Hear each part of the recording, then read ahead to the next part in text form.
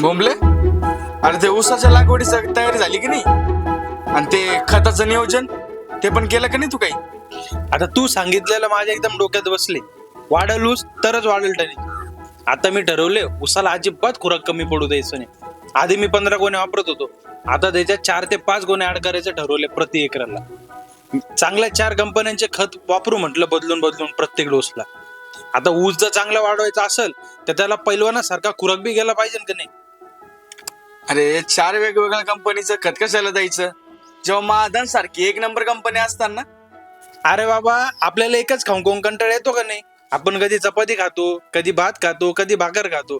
तसं मी पण पिकाच्या आवडी निवडी सांभाळतो बाबा. धन नाही बाबा बोंबल्या तू. पण त्याचा परिणाम काय? 40 टन.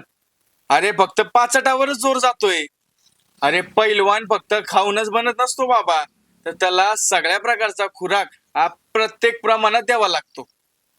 आता नुसतं एकरी 20 ते 25 हजार रुपये खर्च होतो खतांवर. अजिबात हायगाई नाही. आणि तू असं बोलतोय?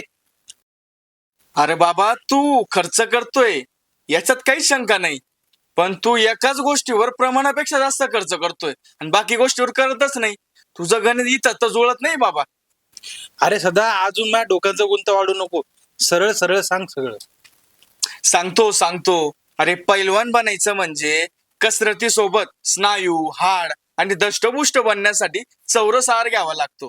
तसंच कांडीला वजनदार, रुंद आणि उंच होण्यासाठी त्याला पण चौरस आहार द्यावा लागतो.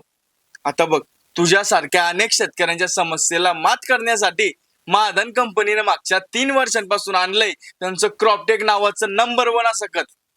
आता हे खत कसं आहे तर याचा फॉर्म्युला एकदम परफेक्ट आहे. म्हणजे तुला 4 वेगवेगळ्या कंपनीचं खत वापरायची गरजच नाही.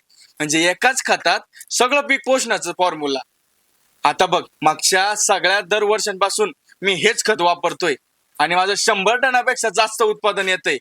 म्हणजे कसं आहे, एकदम भारी. अरे वा, महाधन क्रॉपटेक म्हणजे एकाच खतात पीक पोषणाचा सर्व फॉर्म्युला. हे आपलं चांगलं साधं सोपं काम. पण हे क्रॉपटेक काम करतं कसं?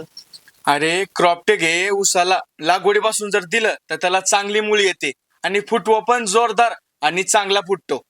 आता याच्यामुळं काय होतं तर पानाची काळोखी, लांबी, रुंदी आणि त्याच्यासोबत कांडीची वजन, संख्या, लांबी, रुंदी या सगळ्या गोष्टी पण वाढतात आणि याचा परिणाम टनेज वाढावर होतो. आता हा परिणाम कशामुळे होतं तर क्रॉपटेक मध्ये असलेल्या प्रत्येक दाण्यामध्ये मुख्य, दुय्यम आणि सूक्ष्म अन्नद्रव्यांमुळे. म्हणून आता गावात लगेच बोंबला चावू नकोस. आपण आता फक्कड चहा पिऊ आणि जाऊ क्रॉपटेक घ्यायला तुझ्या ऊसाला. आता तुझा बघूच ऊस कसा बारस धरत नाही ते काय. चल. होय होय, कसा माझ्या मनातलं बोललं. चल. प्रत्येक पिकाच्या गरजेनुसार आहे क्रॉपटेक खत, ज्यामध्ये आहेत 8 पोषण तत्व. आता क्रॉपटेक आलं, काम झालं.